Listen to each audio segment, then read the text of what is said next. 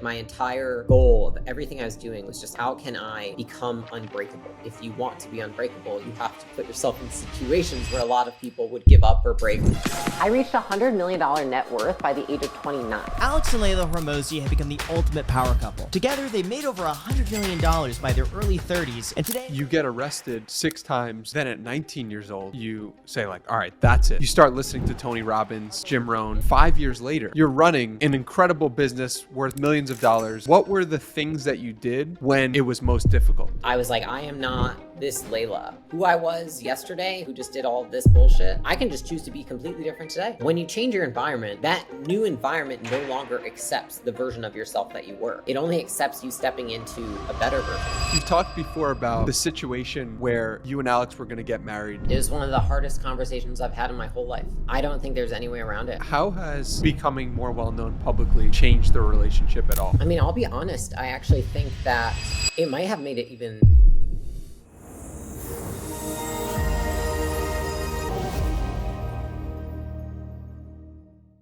Leila, welcome to the podcast. It's not every day that I speak to somebody who has the same birthday as me, so welcome. July 13th is a special day.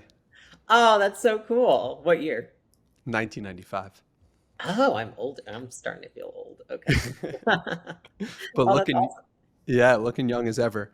And I would love to start with you at 22 years old, living in a cabin in the woods with no cell service, minimal Wi-Fi. What was that experience like, and what did you learn about yourself? It was intense, I would say. I think that it was some of the hardest months of my life just because it was very isolating. I didn't have friends, I didn't have family, and I didn't feel much of a sense of community with any of the people that I worked with at that time. The actual place where I was working, it is like crazy high standards for everyone working there. So it's a very stressful job in its own. So to be interning there, they held you to very high standards. And so I think most of the time that I was there, I just remember an overwhelming sense of loneliness. I did a lot of reading and I did a lot of hiking and working out. And I think in the end of the day, it was a lot of self-reflection. But the feeling that I associate with that time is just feeling alone. It's not like scared or worried, but just really just wanting somebody to talk to even. Because I was so busy at that point in time too, that like when I got done every day, it was like 8 p.m. PST. And any of my friends were on East Coast. So it was like, even if I had time and I was not dead tired, I didn't really have anyone to talk to. So that was how it felt. In terms of what I learned about myself, I think it was great in terms of it tested my capacity. And not just, honestly, it was physically, but also mentally. I think that getting up every day at 3:30 or 4 a.m., leading a hike, going back, teaching classes, running errands, doing whatever. Honestly, I just did whatever they needed me to do for all these people. And then teaching more exercise classes, then leading a hike again at 5 p.m., then going to a dinner and entertaining guests, and then coming back at 8 p.m. and walking alone in the woods back home with a flashlight. It just taught me what I'm capable of doing. And I think that before that point in time, I had had multiple jobs and I'd been in college and I'd, worked, but I think nothing was that strenuous in terms of hours worked per day, physical like exertion per day, and at the same time feeling incredibly stressed. Obviously I wanted to perform because you have to, they grade you, and that's how you basically pass the internship to graduate college. And so wanting to feel like I was doing a good job, but at the same time, I was consistently fighting just absolute exhaustion, like to the point where I remember teaching the class and we did Tabata, right? Where it's like 10 seconds on, 20 seconds off, or yeah. And when they were off, I remember I was like, all right, now you go do push-ups for 20 seconds. And I looked forward to the push-ups because I could close my eyes while they were on the ground doing the push-ups. And I was like, oh my God, this feels amazing. I've just never felt that tired in my life, or lonely. And I think the reason that it was, I think a lot of instances in life when we feel that way, it's almost, people feel like it's unbearable to feel that lonely or feel that tired because there's no end in sight. And so I actually think what was really useful was the fact that I knew that that was only going to last 6 months no matter what. So you had the end point, and that was helpful. Yeah, I think that was a good anchor for me because I was like, I can do this for this much more time. And I'm sure I would have found a different way to rationalize if I didn't know when it was going to end. But it was helpful to know, like, I'm going to eventually see people again. This is temporary. I can do this for 6 months. Like, it's worth it to do it now. And I think I was so focused on becoming a better person at that point in my life. Like, my entire goal of everything I was doing was just like, how can I become unbreakable? Wow. And I think that was what I wanted for myself. And so I felt like if you want to be unbreakable, you have to put yourself in situations where a lot of people would give up or break or whatever, melt down. So I think I primed myself for it. So it wasn't as hard as it would have been for some others, if that makes sense. Becoming unbreakable is kind of a goal that not many 22-year-olds have. So like, what led that to be the goal? I think from a young age, just like being in a house when I grew up where I watched my mother, when my parents got divorced, go from this like strong woman who was like a great mother to me to just allowing the circumstances to just continuously break her down, mentally, physically, went into drugs and alcohol. And I just remember thinking as a kid, and I to this day don't know why when I was so young I had these thoughts, but I was like, I just never want that to be me. Like, I never want to be that person where she ended up being so dependent on even just having like a boyfriend, that I remember the day she moved out of one of her boyfriend's houses, she had to get the new one to move her into his house. Wow. Because she couldn't even be alone. And I was disgusted by it. Like, I detested that was how she was. I was sad that was my mother, who had been this like very strong person. And I think a lot of my life from that point on, after I left her house and I decided that it wasn't good for me to keep her, there was more cost than benefit to having her in my life. I had that in my mind. It was just like, that was what I was really focused on, was like, how do I be so opposite of this? Because I feel like it was definitely fueled by fear. Like, I was like, I never want to end up like her. Even like times I would like glance at myself in the mirror, I'd look and be like, I thought I even looked like her in a moment. It was just like terrifying to me because I think I was just so scared of being anything like her. But I realized, and I think I've realized as I've gotten older, that I do have a lot of habits, inclinations, personality traits that she had. I've just chosen to use them to better my life, and she allowed them to make her life worse. And so I think when I moved out of her house, I was almost 15. And I moved in with my dad, and she had tried to kill herself. And that was why I moved out. It's basically like, there's no choice at this point. That was when I think I was very angry, and all I wanted to focus on, like, I joined a gym. I wanted to start learning bodybuilding and start learning how to lift weights. I stopped, I would say, like, I started focusing much more on school because I was like, I really want to make sure, like, mentally I'm sharp. I started listening to Tony Robbins and Jim Rohn and like all the people back then that had like the self-development tapes. And I think it was just out of like, God, I never want that to be my life, and I think it was terrifying to me that I was related to somebody who would allow that to happen to themselves. And that lasted me until I was like 25. Like, just everything I did was to not be like her. So you get arrested 6 times in the span from when you're 15 to you're 19. Is that correct? I got arrested 6 times between 18 and 19. Wow. So on the first arrest, you weren't saying to yourself, wow, I'm acting like my mom. Or you were on the second, the third, the fourth, the fifth. Or at least it was until the 6th where it took you to change your behavior and look at yourself in the mirror as that person, right? Because before you had been doing the same actions, but it was resulting in you getting arrested again and again. So why is that the case? Why on the sixth time? And what happened on the first 5 times? I've never really heard you go too deep into that. Yeah. Yeah, I think a lot of people are like, what'd you get arrested for? I'm like, being drunk. like,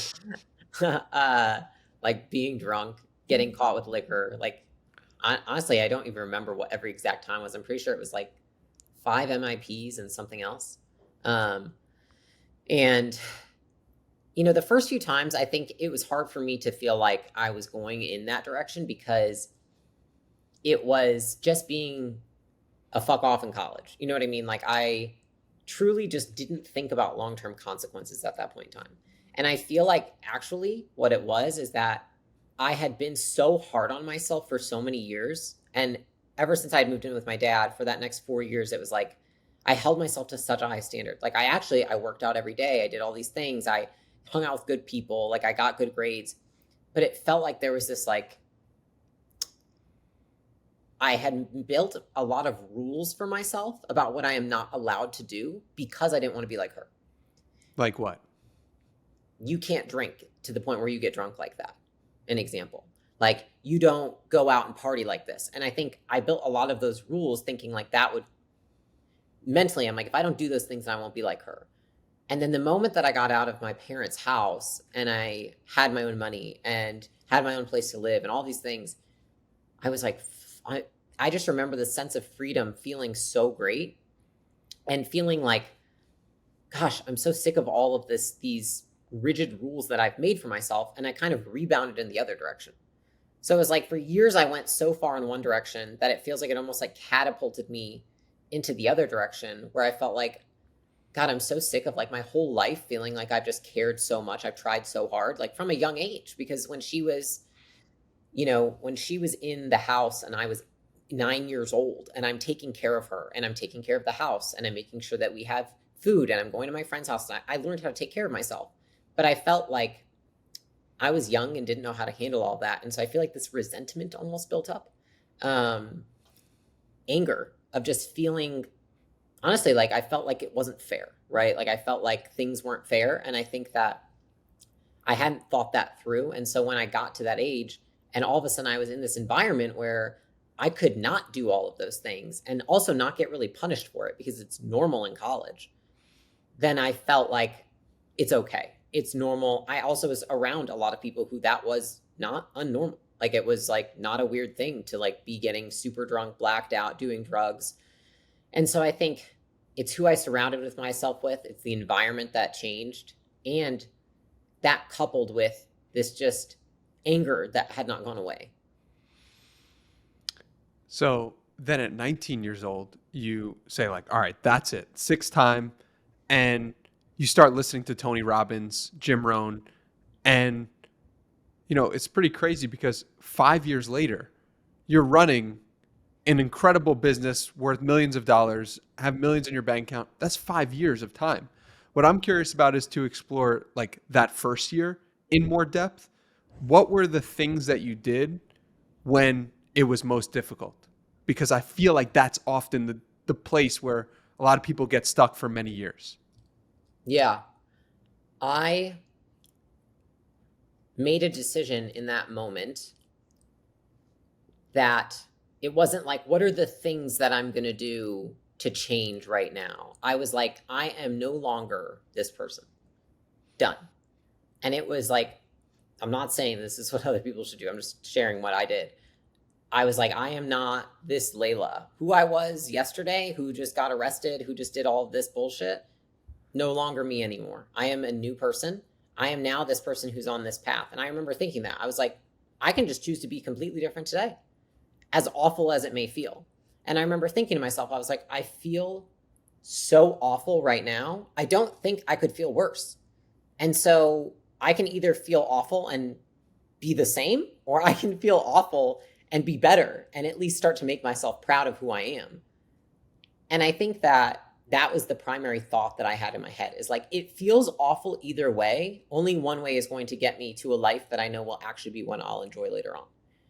And I think I'd been sacrificing so much of my future for the things I wanted to do in the moment and the, urges, compulsions, whatever you want to say, drinking, going out, doing drugs, like just indulging in all of that. And it was just like a switch. And I just chose to turn it on. And I think there's a lot of superstition around change that tells us that it takes a certain amount of time, that we need to be able to do a certain amount of things. And I've just found over and over in my life that that's an illusion. And that's just what works for plenty of people. But I also know that I have a gear that I can kind of put it into where I can just flip a switch. And that was what I did. And then it was like literally the next day, I joined a gym. I threw out all my crappy food. I looked for a lease to go move out so I could live on my own. And I went on like all my social media. I took out everybody who I didn't want to be friends with anymore. I unfriended everything. I think I made a new profile. And I was like, this is no longer my life. I'm not doing it. And I think a lot of it was honestly just driven by a new sense of like, I thought to myself, if I keep doing this, what does my life look like in 5 years? And the thought of, if I continue to gain weight, if I continue to get arrested, if I continue to hang out with these people and do drugs, what is likely to happen?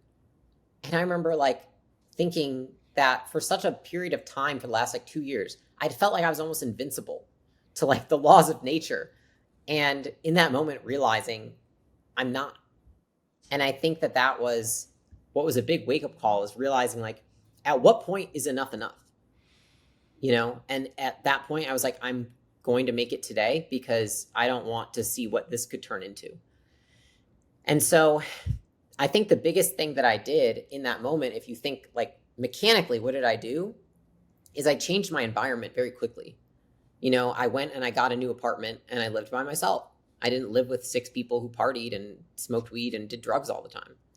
I surrounded in terms of like the content I was consuming, I started consuming things again that were actually productive and aligned with what I wanted to be, rather than, keeping me stuck where I was.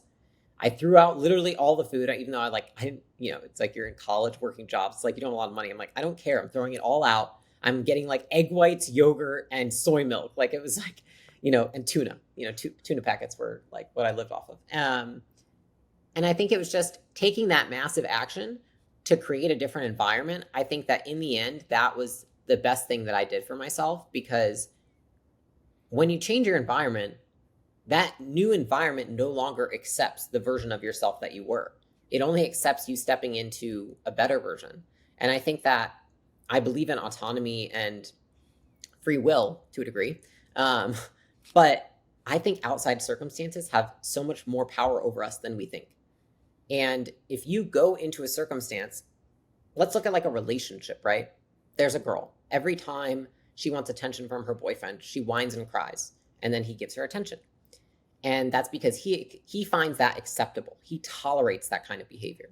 She goes and gets into a relationship with a new guy. She cries and whines, and he's like, bitch, I'm out. Does she keep crying and whining? If she wants the boyfriend more than she wants to cry and whine, she will learn to not cry and whine anymore. And so the same goes for situations of like where you're living. It's like, if I surround myself with new friends who find it gross to like go out and get blacked out and do all those things, then the likelihood that I go out and get blacked out and do all that is low, because I don't want to lose all my friends. Yeah, that's a really good explanation. And, in that time, you said you were listening to Tony Robbins a lot. And then I know in the last year or two, you've spent time with Tony Robbins to learn from him one-on-one. Was that a surreal experience? What did you learn? And did you just like pinch yourself of like, oh, wow, I was at this point and this was the guy that was helping me in some sense, and now I'm meeting him face to face and learning from him directly? Like, was that a big moment of, oh, wow, I've come a long way? Or did that even cross your radar?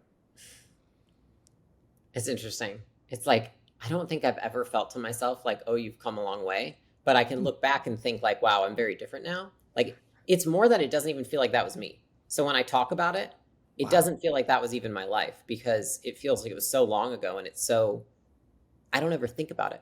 Like outside of this podcast and podcasts where people ask, not a thought crosses into my head about it, because I think I made the decision to change, and I was like, I'm not looking back. I just didn't find it to be useful. So I think meeting him, what I have actually learned in meeting so many of the people that I looked up to, which I think is the most valuable lesson, is that they're all human too. And I think that's actually what's my favorite thing about meeting what you could call like heroes, and what I hope people feel if when they meet me, if they consider me even close to that, is like they are all human. They are flawed. They are human, like people just like everybody else. And I think when you spend more time with somebody, you start to see that in them. But when they're very far away, it almost does the audience a disservice because they seem godlike. And then you think, well, I'm not godlike, so I can't do what they do. But I think that what it actually taught me, real, is that I want to be more relatable for people, because I don't want anyone to ever see what I do and think they can't do it because I'm like this unattainable, Marvel character that they could never be. Because that's just not the case. And so I think that's actually the biggest takeaway that I've had from learning him, meeting him and meeting other people that I've looked up to, is just like, I want for myself to be able to be transparent enough about the struggles and the imperfections so that people never feel like they can't achieve what I have achieved. Yeah, that's an amazing takeaway. And you've said before that your vibe off camera was different than your vibe on camera sometimes. Yeah. How do you stand on that today in terms of your on camera persona versus who you are off camera? I think it's much better. Like, I definitely think it's better. It's improving. I think it's just if you break it down to science, I think I need more and more exposure to cameras. And so the more that cameras are around me, the more that I am at ease, the less anxious I am, therefore better content. And I think it just takes time. So I think I'm a lot closer. I don't consider it there yet until like it'll probably take another couple years, I would say. Well, maybe not. Maybe it'll take like a year. Yeah. What are some things you could do to make it more real that are uncomfortable that you wouldn't want to do? I mean, Jason's here filming me all day today. So, and like it's during right where we're about to launch the book, and I'm like stressed out of my mind. There's all this like last minute shit going on. So like, why would I want to be on camera? No, I don't want to be on camera. I think it's doing things that when you don't want to do them to get used to it. Like if every time I want to be on camera is the only time I film, then like I'm not going to get any better at it, right? Because you can't do everything when you feel your best. You have to do things when you don't feel your best. And then you learn that you can still show up. So I think it's just doing more of that kind of stuff. Even just us doing this podcast, I told my team, I was like, I'm going to do one podcast a week for the next however long. So I think we just lined it up throughout like December. Because like I've just not taken them, you know what I mean? I'm just like, oh, I'm busy. And then, it produces like a slight bit of like, oh, I have to like do a podcast. What if like there's something going on that happens during the podcast? What if something needs to move? I have to move them. Like it's excuses. Yeah, well, a lot of people are very happy that you just said that, and they're going to be reaching out to you, I'm very sure, to have you on their podcast. You've said before that aligning your thoughts, words, and actions is really important to you. And I think it should be important to every human being who ever lives. But we don't always do that. One, why don't our thoughts, words, and actions align always? And two, how do we get better at that skill? I can't speak for other people, but for me, just has to do with judgment. I think there's two levels, which is I might think something and I don't want to say it because I am fearful of what other people will think, right? And I'm afraid of them judging me. And at the same time, I think sometimes we judge ourselves for the things that we say even. So I think there's two levels that you have to kind of think through. And I mean judge as in, I think what would more closely articulate what I'm trying to say is shame, which is we don't want to say the things that we think because we're ashamed that we even think it. And for me, I've just personally found that every time I'm able to share something, say something, talk about something that I'm worried what people are going to say or think. And I'm also kind of ashamed to talk about, like even like getting arrested 6 times. I didn't share that much until a few months ago because I'm not proud of it. You know what I mean? But I think that what I've realized is that has been where I've been able to find my confidence in showing up for people, both on social media and within my company. I feel so much more at ease than I ever have because I don't hide anything. And it's not like, I think we don't intentionally hide things, but we can just leave things out, right? And instead, I think I've looked at more opportunities like, where can I share this? Because if I share these things, it no longer has power over me. And I think that a lot of the times, the reason people can't align what they think with what they say, with what they do, is because they're so terrified of maybe the things they did and having to share what those things were and how are people going to react. And on the other side, they're afraid of sharing the things they think, because what if people think that they're, I don't know, ridiculous or stupid or whatever. And I think if you can, on the other end of it, if you do something and you're afraid to share what you did, you should absolutely own what you did, because you take away anybody else's power to control that narrative. You know, like when I got my nose and brows done, I knew before I went in, 6 months up to it, I had so much anxiety because I was like, crap, I'm like on camera now. Like, this isn't like when I got my boobs done when I was 20 and nobody barely knew besides like the guy at the gym that's like, we all know, girl. You know, now it's like thousands and hundreds of thousands of people being like, holy F, your face. And I was like, oh my gosh, what do I do? And it was like the moment I asked myself that, I was like, oh, I'm going to absolutely own this 100%. Because I know plenty of people who get that kind of stuff done. And then they just like, you know, slowly link it in. And then people are like, yo, you gonna say anything about the, you know, like fact that your face is completely different? And people are like, this is a little awkward for us, but it's okay. Maybe she doesn't want to talk about it. And I'm just like, dude, I just never want to be that person. Like, I just don't, that looks awful, having to lead a life where like you're ashamed of your actions. And I think that the shame comes from not talking about the actions. I don't even think that anything inherently is shameful or not shameful. I think it's that we have this preconceived notion that it is or isn't, and then we hide it. And then that compounds the shame and we feel worse and worse. So I think from an action standpoint, I look at it like I gain my power back by talking about the things that I have done or haven't done. And then from a thought to speaking, if you're thinking about it that way of like, I'm thinking something and I'm going to say it, I think that one is just the fear of judgment. You know, I think if we use the same situation, people are like, what are you going to say when, you know, my friends are like, what are you going to say when you share like what you did with your, are you going to tell them that, you know, like you were insecure and like it was, and I was like, no, I'm going to tell them the truth, which is like, I have money and I found a good doctor and I think I would look way better with a different nose. And you know what, if they want to say that that is conceited or it sounds terrible to say out loud or anything, that's fine. But I'm not going to lie and say I was some insecure little girl who was scared about her nose. Like, I never felt that way. You know, I just was like, if I can make something look better and the money doesn't matter to me, then I'm gonna do it, you know. And so I think from both of those directions, that is where I've found so much, I guess you could say, confidence. It's like, I just don't feel like I have anything to hide. And I wish that for everybody, because I think that most people go around, especially nowadays with social media, walking around with something to hide. And I feel like we just need more people that actually speak freely and think freely. Yeah. And that comes from having peace of knowing that you've put everything out there that needs to be out there.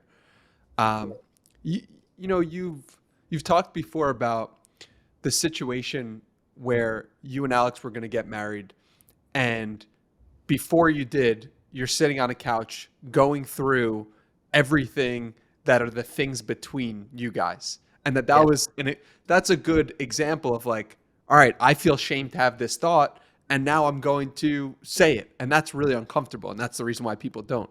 What was that conversation like? Because I think people can benefit from learning about how you guys approach that situation.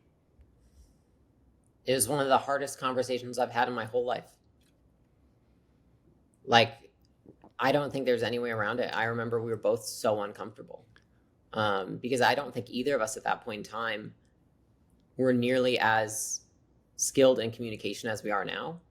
But I think that we knew we just have to be able to tell each other everything that we think, everything we're feeling, as uncomfortable as it may be.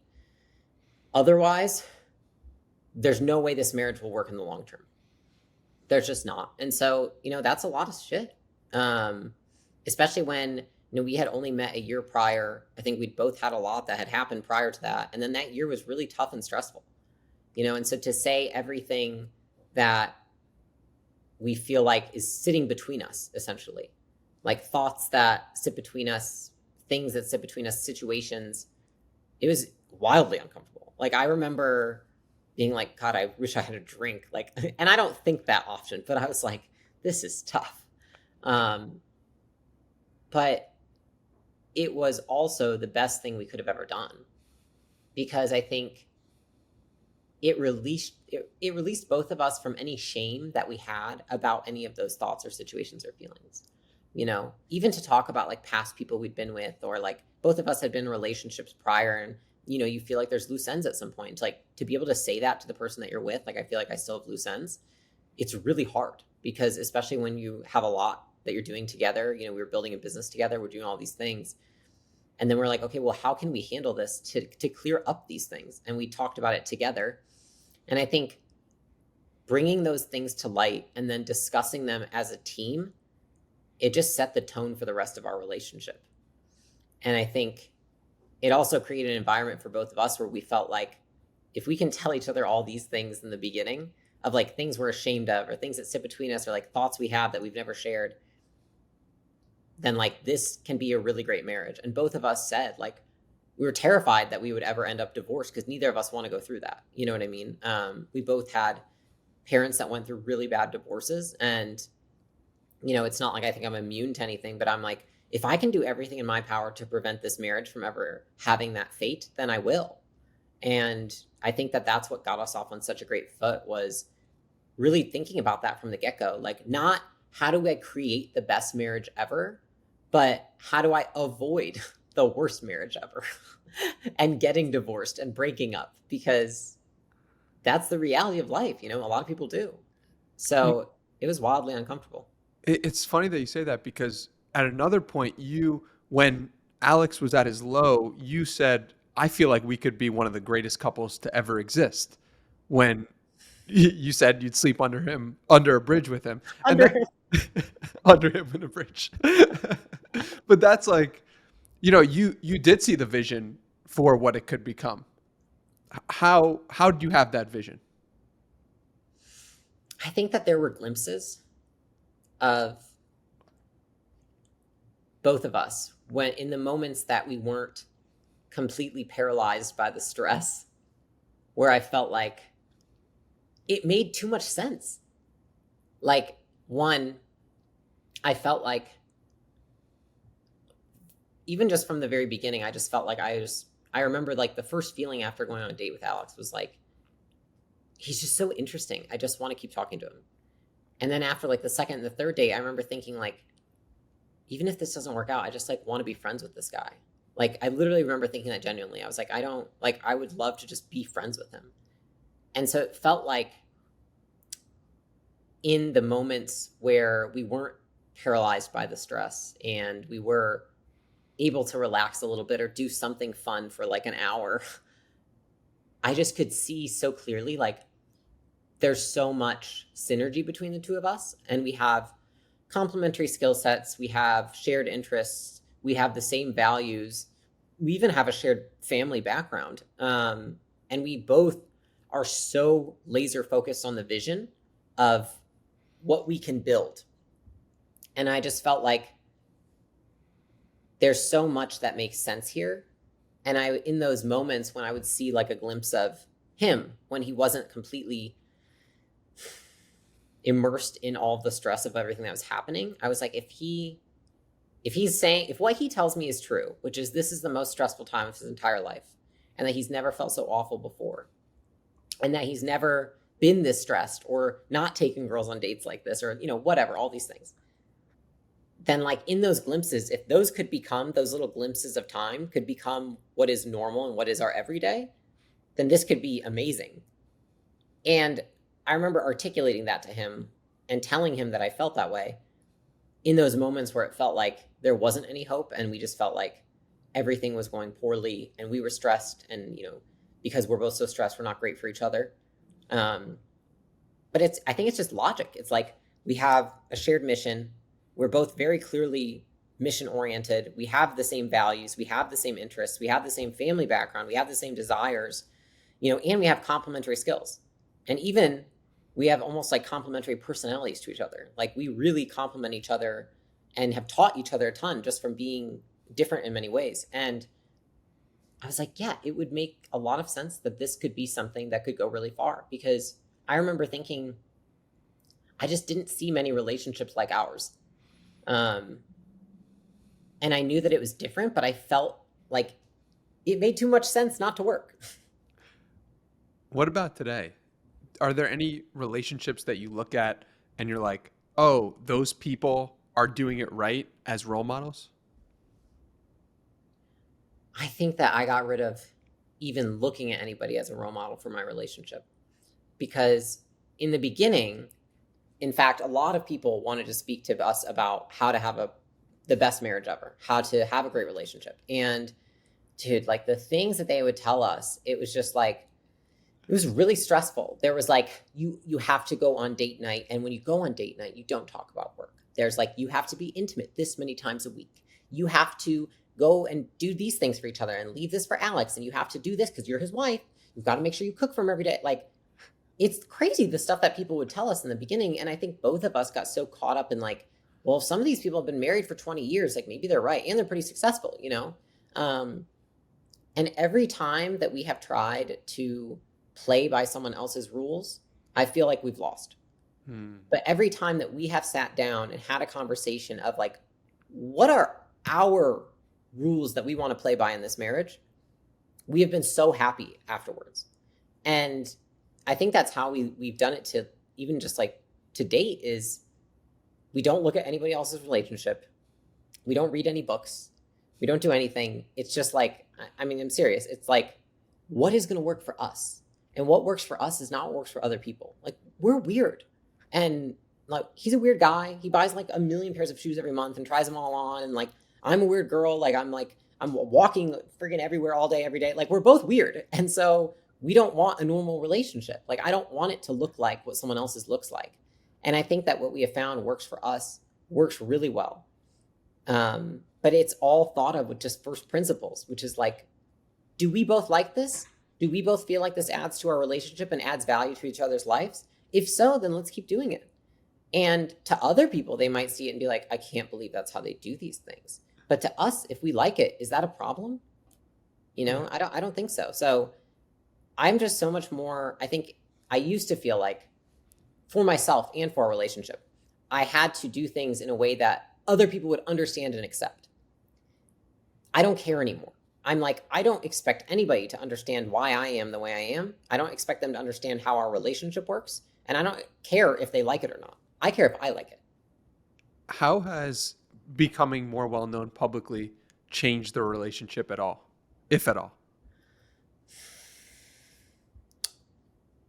I mean, I'll be honest. I actually think that it might have made it even... It has done nothing to detract from it. If anything, I think it's been interesting to see how many people think we have a good relationship. And I say that because we've never tried, and we've always said, like, we don't want to like intentionally put out marriage content or anything like that, because we don't, people are like, when are you guys going to drop? They're like, we're never doing a marriage anything. But it's interesting of how many people actually admire our relationship. And I was surprised by that, because I think it's not traditional. It's also not what I think works for a lot of people. The only thing that I can gather is just that maybe they can feel that we just totally accept one another. Yeah. I mean, to give you some context from my own life, my parents both work together, have for the past 25 years, still together, run their own business. And I saw it firsthand. And when I looked at your guys' content on social media, I was like, oh, I know this is going to work out because I see it in my parents, and I've seen it in my parents. And so that's a little not, and what I'm noticing in you guys and what I've noticed with my parents is the same thing of like love and admiration for each other while working on a mission together. And to a lot of people, that seems unusual. To me, I was like, this is just what I grew up with. And I think a lot of people are noticing that, which is really cool. That is cool. Yeah, I do think so. I think it's like a lot of people spend a lot of time trying to change the person that they're with rather than appreciating them for who they are. And I think that has more to do, the person pointing the finger at somebody to change needs to point it back, because they're usually the one with like, if you point at anybody and say that they need to change, it's like, what does that say about you? And I think I've just always felt that way. You know what I mean? It's like, if you're ever pointing, I mean, I have people call me and they tell me something about I'm like, yeah, point the finger back, buddy. I learned when doing research for this that your grandma was one of the first 2 teachers in Iran, female teachers. And that's a pretty cool thing. Now you're teaching people and in business and entrepreneurship and about relationships, apparently. And I'm curious, what do you know about teaching that other people might not? And or why do you believe, why are you such a good teacher?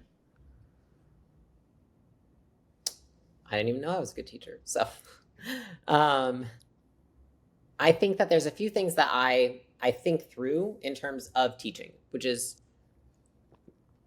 one, I don't ever want to speak on something I don't consider myself to be an expert on.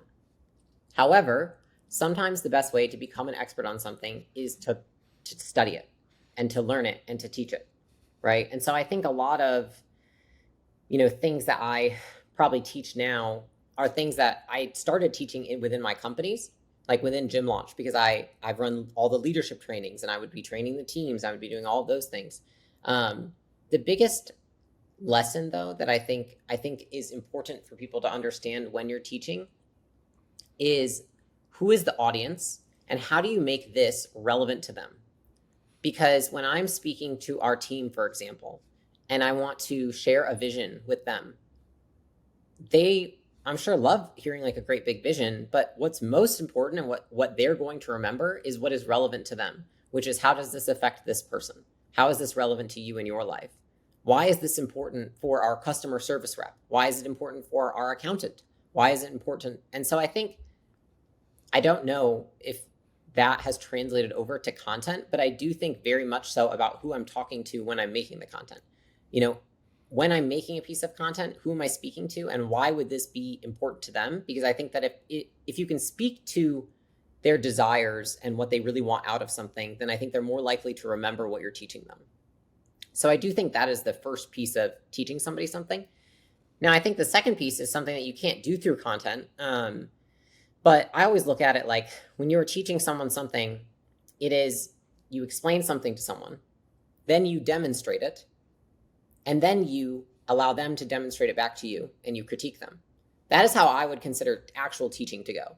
Like, I explain a concept, I show you the concept, then we break down maybe even like, how did I do it step by step? And then you now do it and I critique you. I think that people are able to extrapolate that out of the content, because the way that I think a lot of my content is broken down is in a way that I would be able to hand it to somebody and say, you can go do this now. Because I try to think through, like, what are all the possible steps needed to be able to achieve this thing, whatever, build a recruiting funnel, go from 0 to 1 million, hire the best talent, whatever it may be. It's just breaking it down to steps. So a lot of the things I put out on content have been from the things that I've taught my team and had to break down step by step so that they were able to go do it and I was able to delegate it to them. So I think that might be why the content is easier to consume or actually learn. But, I wish I had a better answer, because I don't really know. In fact, sometimes I feel like I'm an awful teacher. Why is that? Because if I was better, then there would be more people with bigger businesses. But I think I have learned not everyone wants a big business. So there's that as well. That's interesting. So if you were a better teacher, therefore you could show people how to get bigger businesses? Yeah, I mean, I think I'm able to do it with close proximity in terms of like inacquisition.com. I don't feel like that's hard. But in terms of like creating content to help people build businesses that are 8 or 9 figures, I think, there's way more people that watch my content that are doing a lot less than that. So is there something I'm not teaching? Is it not conveyed the right way? I think about those things. But you also have to consider the time frame in which you're operating, right? Like you've been putting out content for less than 2 years, maybe less than 3 years. So it's Yeah. like even if you have $1 million business, then you're going to grow to, 8, 9 figures in three Fine, years. Danny. Yeah, no, you're right. I'm unreasonable. I don't know, dude. Like I think I am naturally a really insecure person. Like I don't like think Mm. like I still when people like uh oh gosh, what was it that happened? It's like Alex always jokes about it because like every time something happens and he's like, you did that. He's like, but you're gonna tell me it's actually because of this and this actually this happened and this they didn't mean to or whatever. It's like I don't think that of myself. Like there was one time when we were at the gym and a guy came up to Alex. He was like, does Layla compete? And then he came up and I came up. He was like, do you compete? And I was like, no. And Alex was like, why are you like rude to him? I was like, he's just trying to make me feel better because I'm so out of shape. And he was like, Alex was like, are you fucking psycho? And I was like, no, I'm serious. And he was like, literally, this is your problem with everything. He's like, you always think this about every facet of life. It's like, you just have this like, whatever you see is like not reality. And I'm like, it's not the first time I've been told that. So, Well, in some sense, it's really good when you're not operating with reality because you can create reality to that place often. But it can be bad because you're not seeing what's true. And so, how else has that been difficult for you to navigate through? I think it shows up in terms of like, in running the company, one thing that I have to constantly work on is being more decisive, because I hire people and I'm like, I'm going to bring in people who have tons of experience. They're very smart. They're sharp. And oftentimes I'll feel like, damn, I think they're smarter than me. So, when I'm trying to make a decision and I have 5 executives who are very smart and opinionated, and I'm like, and I find myself like wanting to make sure that there's almost consensus rather than being more decisive in the moment and calling the shot. And so that's been something I've had to work on a lot more is like instilling in in myself a sense of confidence that I'm qualified to do these things and make these decisions. And I think like my default is usually that of insecurity or paranoia that I'm not. And so I overanalyze and probably gather too much information to try and overcompensate for that. I don't think that's a bad thing. I'll say this. I'd rather be that than overly confident. But I don't think that always sends the best message to the team if I'm not very clear on leading the way. And so the last year, I would say, I told the team that that's my focus is I want to be more decisive. I want to make decisions faster. I want to understand that not everyone's going to agree with all the decisions I make. And that's been my primary driver, I think, for the last year has been like, I just need to keep working on improving that. One reason why someone might not want to make decisions is because they don't want to fail. Like Sarah Blakely talks about at her dinner table when she was growing up, her dad would ask her, where did you fail? And that was actually a good thing because if she didn't have anything to report, he got mad at her. And so that was a way to show that failure was actually good. For you, what are some of the ways you think about how to become more decisive and how to be more confident in your decisions? I think for me, what helps me in becoming more decisive right now has been being able to take different perspectives of different people in the company. If I were the person, say I'm in the accounting department or I'm in the media department and I'm this far away from Layla, when she shows up on a call and comes off indecisive, how do I feel? When I'm an executive and I'm talking with 5 other executives and we're all talking about the same decision and Layla doesn't call the shot, do I respect her more or less? And so for me, what's always been a driver has just been like, I want to be the best possible leader for the people that are on my team. And when I take their perspective and I think that I'm actually so, I would say like humility goes in 2 directions, right? Where it's like there's complete ego and then there's like complete insecurity. It's like where I'm taking it too far to that extreme that it actually might be making people feel less secure. right? Because of the way that I'm coming off, that motivates me to act differently because I care a lot about ensuring that there's a healthy sense of leadership in the company. And so I'd say like that's the first thing. In terms of actually making the decisions, I think that most of the time I plan it out with the long-term vision of the business, which is which decision is going to benefit us both in the short term and in the long term. And if none of the options can benefit both in the short term and the long term, I need more options. I don't know enough of them. I'm ignorant to what they are. And then I need to go out. I need to talk to people who might know. I need to network. I need to get with like the smartest people that know about whatever the subject is. And I need to figure out what are 3 more options that I'm not even thinking of. And so that's usually how I go through making decisions, which is like, basically, if the options in front of you don't get you a win today and a win tomorrow, you need more options. Yeah, that makes a lot of sense. And it also relates to something I've heard you refer that John Mackey has said, which is like creating win-win-wins, which is like win for you, win for the other person, and win at large for the whole ecosystem. Is that correct? Could you talk a little bit about that? It's really when you're building a business, especially one that you want to be really large, you have to think about the impact you're having. And I think that a huge skill of people who are great leaders it's truly a skill, is the ability to take different perspectives. And so when he's building Whole Foods, he's thinking, what are the people who are living in the communities where Whole Foods exists thinking about Whole Foods? What are the customers that walk into Whole Foods thinking? What are the cashiers thinking? What are and he's able to put himself in all those perspectives. And I actually think that's one of the things that I can say I'm very good at, is taking all the perspectives. If acquisition.com does X, Y, and Z, how is the general public that watches the content going to perceive us? How are future candidates going to perceive us? How are our current partners going to perceive us? Their team's going to perceive us. How is my team going to perceive us, both on an executive level and a lower level? How's my family going to perceive us? Like, what's Alex going to think? And I think if you can take all those into perspective, and then you're able to go through and say, okay, well, how could I make this decision one that it creates a win for every single person aligned? And I think that a lot of the times we get lazy and we just think, in the beginning, I think business owners just think like, what's a win for the business? And they don't think necessarily even about the customers or the employees. And then I think they take it one step further and they say, how can it be a win for the business and the customers? But they forget about the employees. And then when they level up even more, they think, how can I make this a win for my business, a win for my customers, and a win for my employees? And I think that the wins beyond that are thinking about the levels of employees, the future employees, the future customers, the community in which you do business, the other people who are watching you that are just fans of the business.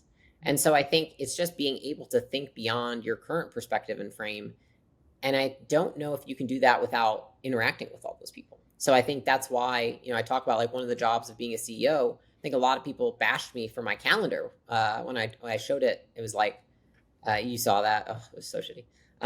What was shitty about Listen, the way that tweet was written was not great. It also was a ghostwriter. And then I approved it nonetheless. And I didn't read it because I was being lazy. And so I felt shitty about it because it wasn't written well. It was kind of arrogant. I felt bad about it. But nonetheless, the calendar itself, I look at my job as to understand everybody in the organization and everybody that interacts with our organization enough to be able to understand their perspective about it.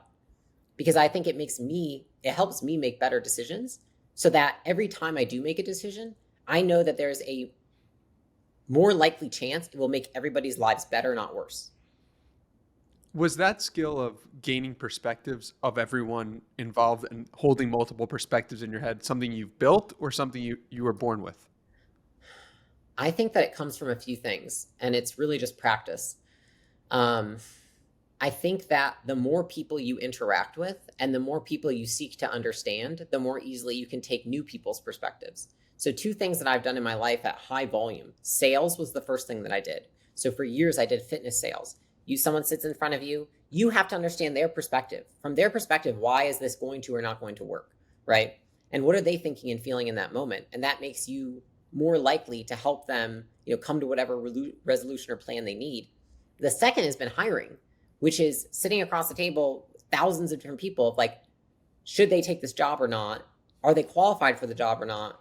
And is this really the job they want? And I have to be able to understand that person enough to be able to try and help make that call with them. because I see it as my job of like informing them just as much as they're informing me.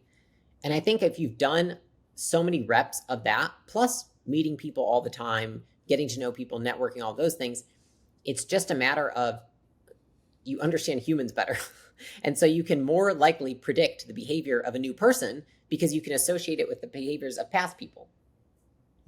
I've never thought about the similarity between sales and hiring before, but if you think about it, hiring is just a form of sales, a form of telling this person, are you a good fit for this job? And that's a really remarkable thing. What are some of the similarities that people might not know about both of those two facets of life, hiring and sales, that have served you? Yeah. I mean, I think that sales, just like it's commoditized in terms of like as a function, like sales, right? Like you are getting somebody to take something. I think that I look at sales as like a greater, like selling somebody on something, right? This is an idea, a concept, taking action, not just like a product.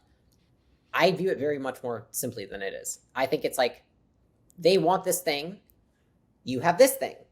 Are they a match?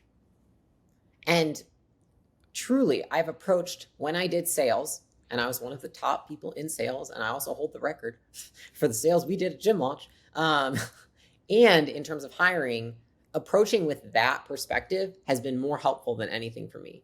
Because when somebody comes in to acquisition.com and say they want to interview for a job, I'm not thinking, how do I convince them that this is the right job?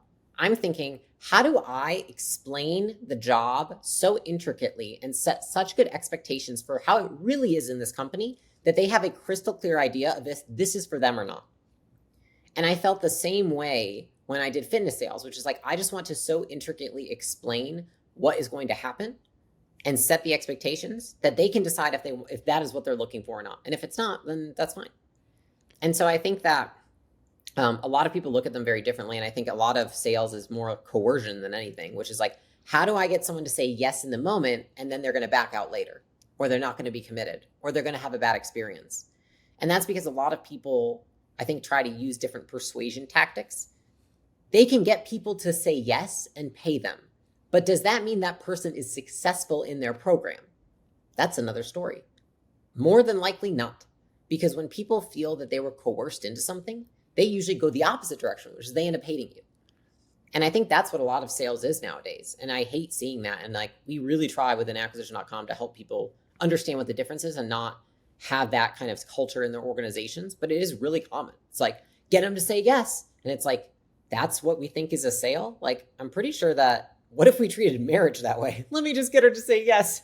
And then thereafter, every month she hates me, right? Like, that would be terrible. But yeah. I kind of think of it the same way. Yeah, I actually think culturally we're shifting more from like the sleazy way to like one that makes both parties feel good. I think about like the pickup artist movement of like the 2000s and early 2010s, and think about like how poorly that, I don't know how familiar you are with that, but like it's just like, let me sleep with a bunch of girls and that's a good thing, and let me convince them that I'm worthy. And it's like, what is going on there? Like, how is that ever something that's accepted in society that people would actually sign up for?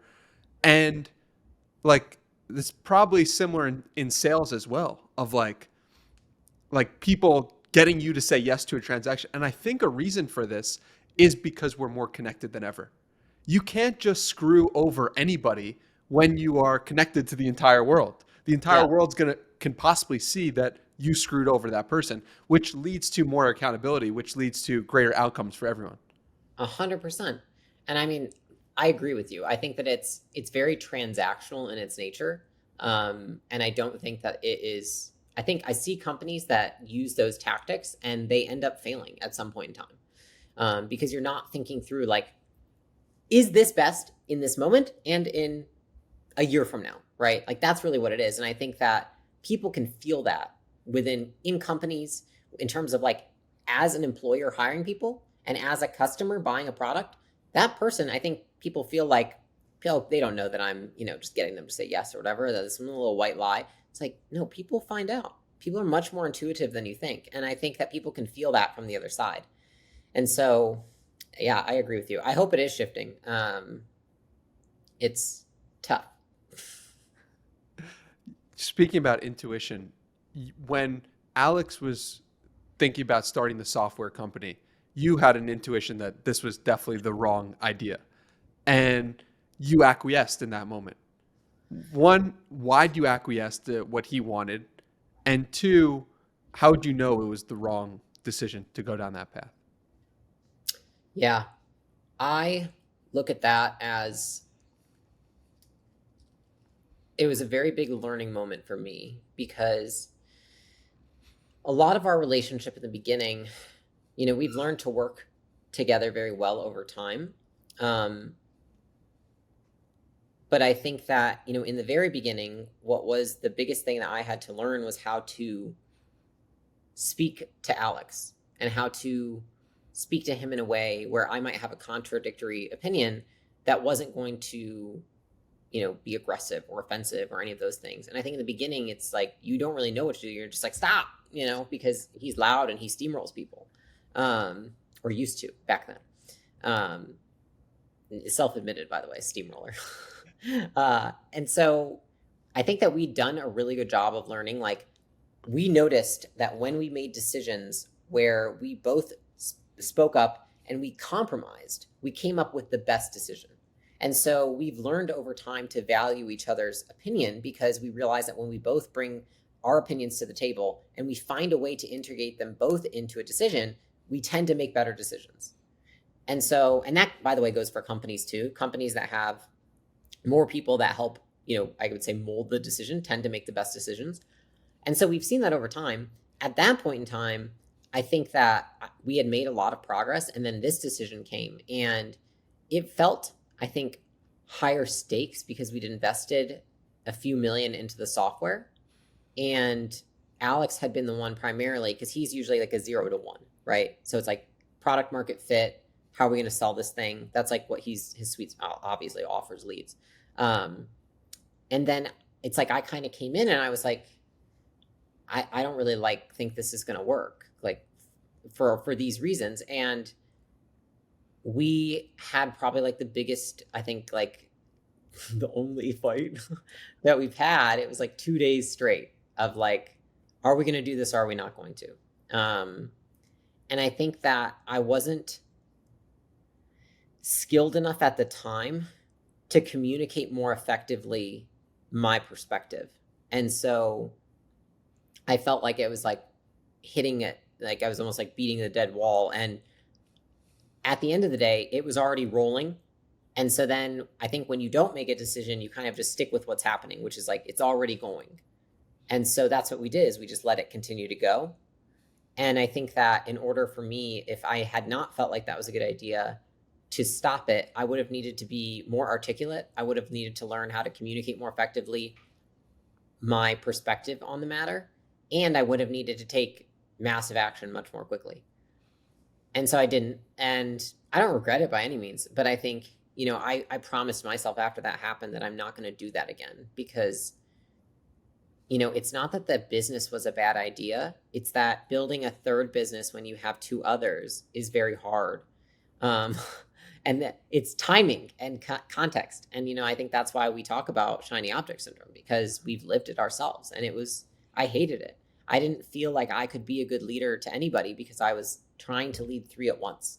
And I remember just thinking like, God, how easy would it be to have one business, And so I think that's why I acquiesced, is like, I, at that time, just didn't know how to articulate it in a way that would resolve the matter in a way that I would feel would be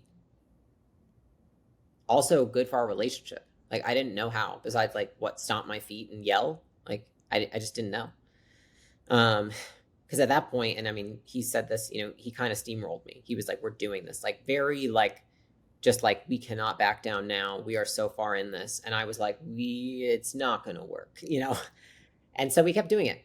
And I don't remember the second part of your question. You answered it, but oh, okay.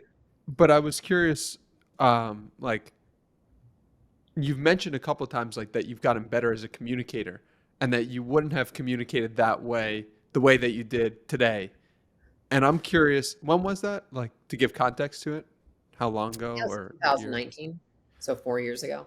4 years ago, not that long in the grand scheme of life. And I'm sure you've gotten better as a communicator since then.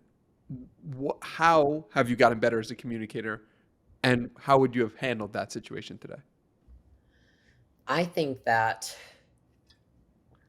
I do a lot of things intuitively that end up working out for me in terms of like people like, how do you become a leader? How do you make good decisions? I'm like, my natural set of ethics and morals is one that has set me up for success in this role and in what I do.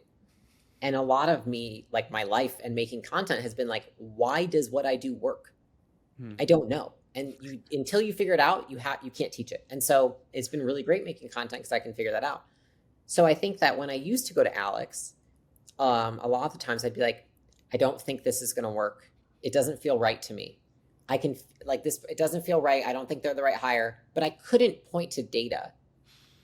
He knew that there's a lot of times where he's like, she's right when she feels this way about something, but I didn't know how to articulate my feeling comes from this set of data. And actually, let me show you this data. I'm going to present it to you. I'm also going to present to you. And that's what I realized is that it's very hard, especially for like a female to communicate with a male in terms of like my feelings. And I also don't communicate like that anymore at all. I don't ever say my feelings anything because I don't care. It's not relevant, but it's like these facts support that, this business probably won't work, which is at the time what happened was that I started taking software, reading books about software. I joined a group that was like 450 software founders. Went to the event, all these things. And what I learned was how you have to properly code software. And so then when I did an audit of our code, I realized that we had built it wrong. And so our code was built in a way that it was going to make it very hard to scale the business. And the only way is to basically what it is you accumulate what you call technical debt. And the only way to be able to scale the business beyond a certain amount is that you have to rebuild it. And we had just spent $2.5 million building it. And I was like, holy crap, it's built wrong. We need to rebuild it. And I didn't even know how to communicate that. I was like, this isn't going to work. I've seen like these other companies I'm talking to, like it didn't work for them because they just didn't build it right. And I didn't even know how to articulate because I think I was also so stressed when I communicated it to him and worried about what he was thinking that I left out important facts. And I'm just going off of like me feeling like it's not going to work. And now I've realized that I have to gather the information. I've got to present data and a logical argument that is supported by evidence to show why my opinion is what it is or why the feeling is there. It's like the feeling is based off of evidence. So you have to go and find the evidence and show the evidence rather than lead with, I feel a certain way. Yeah, that makes sense. But your feelings led to the accurate result a lot of the time. Your intuition was correct. Yeah. Why is your intuition often correct? I think it's pattern recognition. So I think that if you've been in similar situations before, you are just recognizing patterns. That can be helpful. It also cannot be helpful. And I will say this, which is that like more things don't work than they work. Like lots of the times we have ideas and things that we want to try and experiment in business, many of them won't work more than they will work. So I have a lot of evidence to support things that don't work. Now I also I think that I'm more balanced now in terms of like, I can also identify things that will work much more easily than I used to. But I think it's pattern recognition. It's like, I'm so close to the details in the business of when things don't work, this is what they looked like, right? And so then I can take that and be like, this looks very close to that other time things didn't work.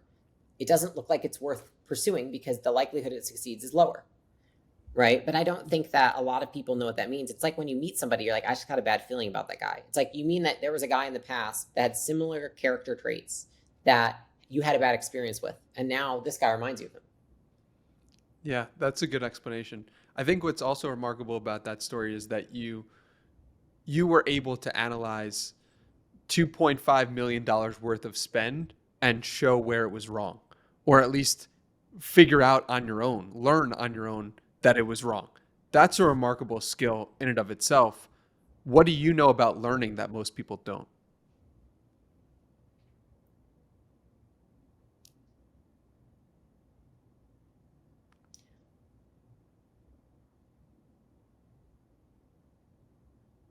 I think that the only thing that I can say is that I have always, like, when people are like, this is what happened for me and this didn't work out, or they're like, this is how it worked for me and this is why it did work out, I'm like, I don't want to learn that one for myself. I'll take yours.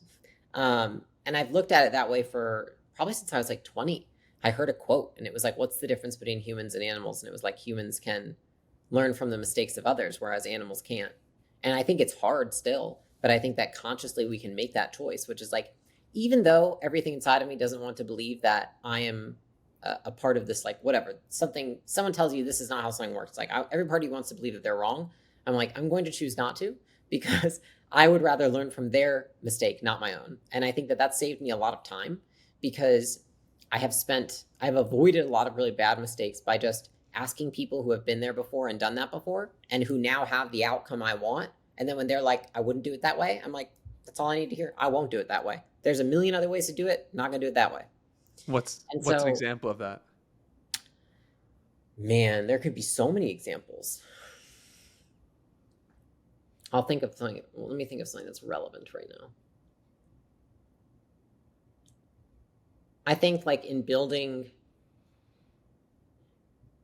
acquisition.com, a lot of people gave me the advice of basically putting in a lot of very aggressive terms so that we could have, like, override in the business to a degree. And the people who are where I want to be gave me much simpler advice, which was, if you wouldn't want to eat dinner with these founders and you don't trust them without a contract, you don't do business with them. And I was like, I'm gonna go with that one. Because, you know, one, I'm not the kind of person that wants to, like, put in a ton of aggressive terms, but two, I was like, this person who has way more experience than me in this area, has way more businesses, way further along, and honestly has a great life and they seem like a great person, says, if you wouldn't do it without a contract, don't do it with one. It's like, I'm going to take that advice. So that was a great piece of advice I got. That's cool. What has your dad learned about business in the past few years? My dad? Yeah. Like, from us? Yeah. I mean, he was a professor for all of his life, and then he starts learning business in some sense, or finds something that he's really excited about online. And I was curious, what have you taught him, or what has he learned from looking at you guys as an example? I don't know specifically about business as much as I do. I just know that he has said that he admires that we take risks, you know, calculated risks, but that we take those risks and get out of our comfort zone. You know, I think he's always expressed that is, and I think that him getting out of his comfort zone, you know, he expressed how happy he is that he's done that, because he's never felt so alive like he does now. You know, I think that, and my dad actually now helps Alex with his book stuff. So my dad is actually here right now for the launch. Go figure. Because he's been busting his ass helping with the book. But I think for him, it was really like a paradigm shift more than anything, which is like, you don't need to make money by having a job that you don't like. You can make money doing things you like and on your own. And I think the coolest thing for him was, which I love, is we went on vacation with him for Christmas, and my dad was like, come here, you got to see this. And I was like, yeah. He was like, look, he's like, this is how much money my book's made yesterday. And it was like, because Amazon pushed some sale and it was like $1,000 something. And he was like, how insane. I used to think I didn't even know how to make $1 with my own business. And now we just made $1,000 yesterday. Wow. And so I think if he's learned anything from me, I hope it's that risks aren't as risky as they seem. Because I will say that when my dad was faced with the situation of like, do I stay at this job? Or it was during COVID, they basically offered like an out where they said like, we'll pay you to leave because you're so expensive, and we'll give you an extra year of salary. And I remember my dad called me and he was like, that's crazy that people would do that. And I was like, you gonna take it? And he was like, what? And I was like, you have to take it. And he was like, wait, what are you talking about? And I was like, Dad, I was like, you're not happy. Like, leave. And he was like, I don't know. And I was like so determined. I talked to my dad for like 4 hours, 3 different times. And I was like, if there's one last thing I do on this freaking earth, I'm going to help my dad get out and like realize that he can be so much happier not doing something that he doesn't like doing. And he ended up doing it. And I remember when he called me and told me, he's like, I'm going to quit. And it's been like, I think I always messed up. I think it was 26 years he was at that job. And he quit. And then it was like immediately after, first like a little nervous, and then like very quickly a sense of freedom. And I've never seen him happier since, and he's working probably more than he worked then, but he's so happy now, and I think it's feeling more of a sense of control over your own life, which I think is only found if you're able to confront that fear. I learned that he had like a bunch of aches and pains, and then he started working on his own business, and then they went away. It's pretty remarkable, right? Like that business and working on something you enjoy can create that result for you. 100%. I mean, my dad was always somebody who like went to bed super early. Like he'd be like, oh, I got to get in bed by 9, whatever. And no, I'm not doing that. That's too late. My dad would text me and I was like, Dad, it's like 11:30. And he was like, I know, I just can't stop working. This is so fun. I mean, I just never seen that. He would call me and he was like, I'm waking up at 3 a.m. with ideas. And I get up, I start working. And I'm like, how crazy that, he's 60 something right now. And this is the first time in his life he's been so excited that that's how he's ever felt. And I think for me, it's helped me feel really grateful that like from a young age, I've always had that now since we started Gym Launch. It's like, I'll wake up and be like, I have an idea. This is awesome. Or I want to stay up late working because I genuinely enjoy it. And I think you forget after doing it for long enough that a lot of people don't feel that way. And so it just feels like that was probably the best thing that I think could have happened for my dad. And I think I'm grateful that he trusts me enough that when that decision came, he was like, what do you think? And I don't take it lightly. What did you say to him to convince him? I think I just presented the facts as I would with anybody. And I said, where do you end up 5 years from now in either scenario? And in this scenario, if you take this, you could be doing something you've wanted to do. You could be doing something you enjoy doing. You could be traveling more. You could have much more freedom. And you also get all this money that they're going to give you. So that's not that bad. Like if there's ever an out for a job, this is the best one I've ever seen. They're going to give you a huge pile of cash. And on the other side, I was like, if you do this for 5 more years, like, what is your life going to look like? Like, you're still going to be there. You're still going to have to be at work all the time, going in, seeing the same people, doing this thing that you don't really like doing anymore. And how much worse are you going to feel in 5 years from now? Are you going to like it more or less? And he was like, yeah, probably not going to like it more. Yeah, so I think just playing it out, I think we have to make decisions today that affect us in the future. And oftentimes we make decisions today that affect us in the future based on how we feel today, not how we think we're going to feel in the future, Yeah, I think a lot of times people want to convince their friend, significant other to help them along that journey, and they're acting it out themselves. Like they're living as the thing that they want their other person to do, but they still aren't doing it. And I think that is useful. Not that you should try to convince people, but if the person that you're dealing with is unhappy and you know the reason why they're unhappy, and it's like, all right, like and I think what you said is actually a really helpful way. You're acting out the vision that you want him to act out. You see the ways in which he's unhappy is a result of the thing that he's currently doing. It's like, at that point, it's like you should try to convince him to live in a better reality. Like a lot of times that goes out to the world is like, you shouldn't try to convince your family. Well, like there are some circumstances that you should, right? I think there's circumstances where when the person has expressed to you what their goal is and what they want, and if you can help influence them to get that goal in a way that is aligned with their values, I don't think I think that is a proper use of influence rather than like coercion, which is getting someone to do something, that they don't want to do for a goal that they haven't expressed. Absolutely. You know, that relates to a quote you have that when I was doing research for this really hit me, which is succeeding and failing both feel scary because it's an unknown.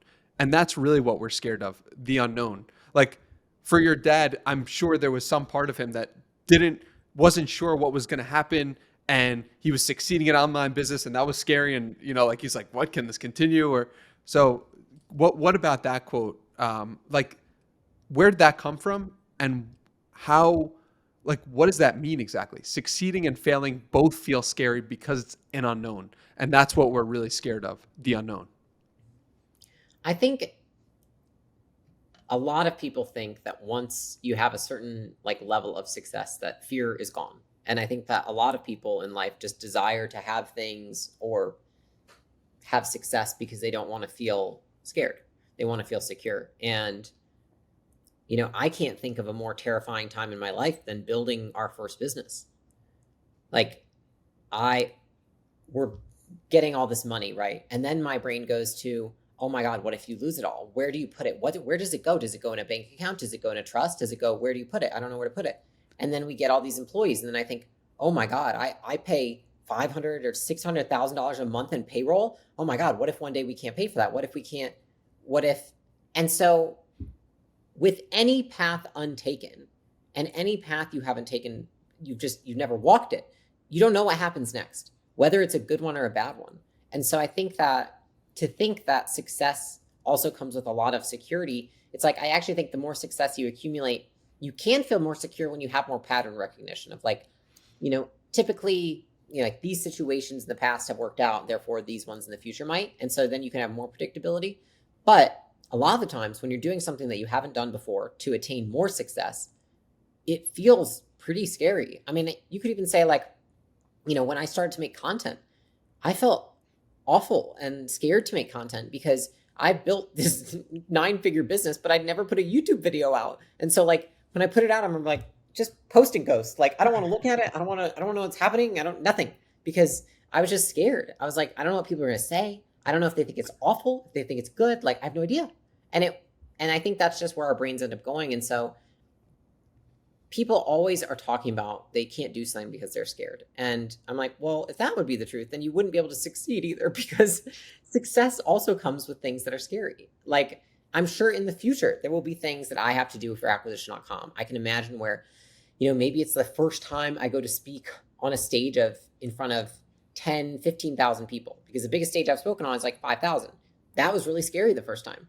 When I go for a 10,000 person stage, that's probably going to be scary. The book launch on Saturday, 500,000 people live on a thing. I'm scared that something will break, right? And so I think that it's much simpler to understand where the fear comes from and that it's completely normal and to be expected when you understand that our brains want us to be able to have predictability, because then that means if we can predict something, we can fight off the threats and we can keep ourselves safe. If we don't know what to predict is going to happen next, then we don't know what to do to keep ourselves safe, and therefore our brain labels it as danger or whatever. And so I think it goes for both success and failure, and that they both feel scary just because we haven't walked the path and we don't know. And I say it because I think for a year and a half, we completely felt like we were failing, and that was really scary. And then we immediately went into succeeding at a level that we've never succeeded before, and that felt equally terrifying in a different way. Very, very cool, and great place to wrap it up. I like to ask, what's a challenge you can leave people with to help them become the best version of themselves? An action step or item that they can take to become a better version of yourself. Does anything come to mind? I think that rather than thinking of how can you become a better version of yourself and like how could you improve yourself, is I could say, how can you stop suppressing yourself right now? Because I think a lot of people actually suppress themselves, and that's why they're not happy or successful. And so one step that you can take is think about something that you are ashamed of and then tell somebody. That's it. You know, whether you post it on social media, whether you tell your spouse, whatever it is, whatever that thing is that you're hiding, that you don't feel proud of, that you feel ashamed of, tell somebody, talk about it, make it normal. Thank you so much for your time here today. At Leila Hormozi on Twitter, Instagram too. Yeah. Acquisition.com. Anywhere else we should send people to connect with you further? No, I think you covered it. Awesome. Thanks, Danny. Thank you so much.